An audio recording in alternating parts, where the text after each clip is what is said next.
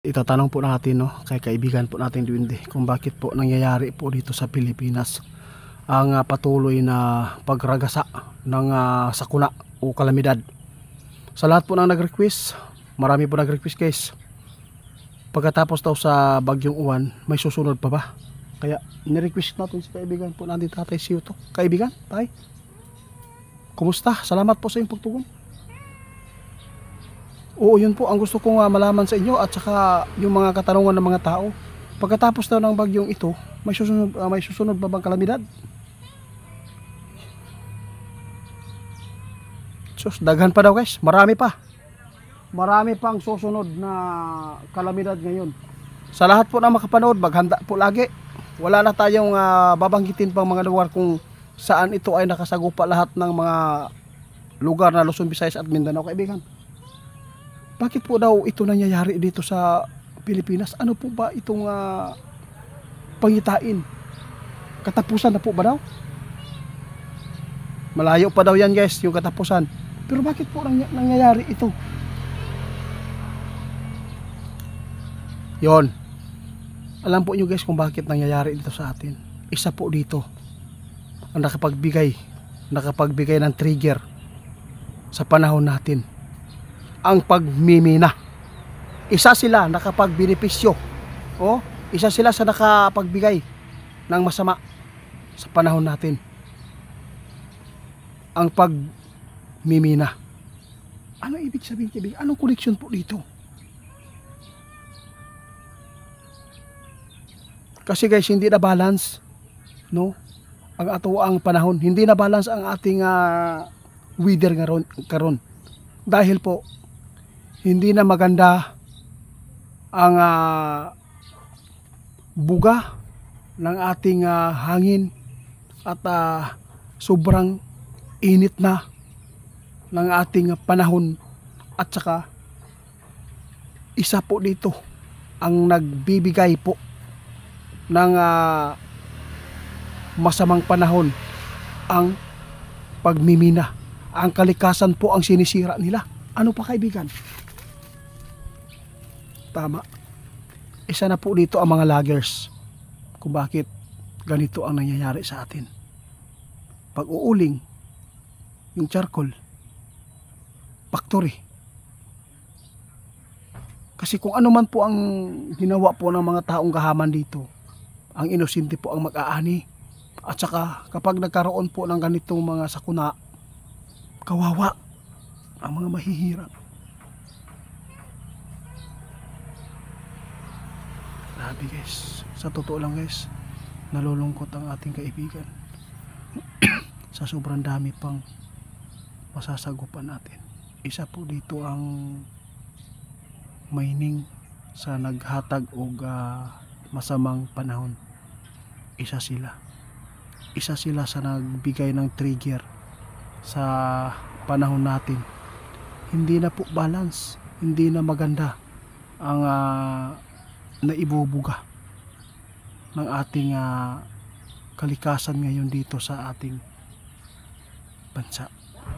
Kaya nagpapasalamat po tayo ngayon guys, no, sa mga tao na sumusuporta sa amin at nagpaabot kung ano man po ang mga gusto nilang malaman. Marami pa daw bagyo, marami pang mga sakuna na ating masasagupa. Kaya ito po ang sabi ng ating kaibigan, laging maghanda. Kaibigan?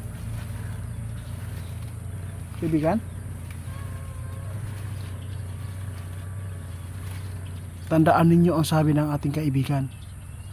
Noong panahon na hindi pa uso, noong hindi pa tayo na ipanganak, hindi pa uso ang pagmimina, pag-uuling, paglalagay po ng factory, walang bagyo na ganito ang nangyari. Walang lindol na malalakas. Wala. Ikumpara po natin. Tama si kaibigan guys. Isa na po dito nakapagbigay trigger sa kalikasan ang mga tao na sumisira sa ating kalikasan. Salamat kaibigan sa ipinadama po ninyo na paglilinaw para mapaabot natin sa mga tao ngayon kung bakit nagkakaganito. Sabi nila dahil po daw sa kasalanan ng tao. Ha? Alam po nyo guys, hindi masabi ng ating kaibigan na ang kasalanan ng isang tao ay magbibigay po ng ganitong uri na kalamidad. Hindi. Iba po ang kasalanan natin. Kasi lahat ng po tayo makasalanan.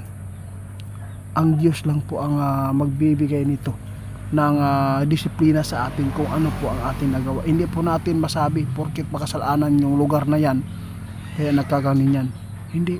Baka marami din pong mga faktor dyan, minahan, kaya hindi na maganda ang naidudulot po ng kalikasan, no? Hindi na maganda ang binuga nila, kaya hindi po natin yung panahon natin ay iba po talaga ang dating ng panahon natin. Init, katapos bilang umuulan, putol-putol ang ulan. Kaya marami pong nagtatanong kung bakit nagaganito. Hindi po kasalanan po, hindi. Kung mayroon man tayo makasalanan, hindi po natin masabi na yung mga kasalanan po natin na nagbibigay po ng kalamidad. Hindi pala. Yung mga naranasan po natin ngayon, isa din po dito sa magpapatunay na ang nagbibigay po ng sakuna din, isa po ang tao at ang dyablo. Dahil sa kagahaman nila, ang inosente po ang mga tao na nag-aani nito.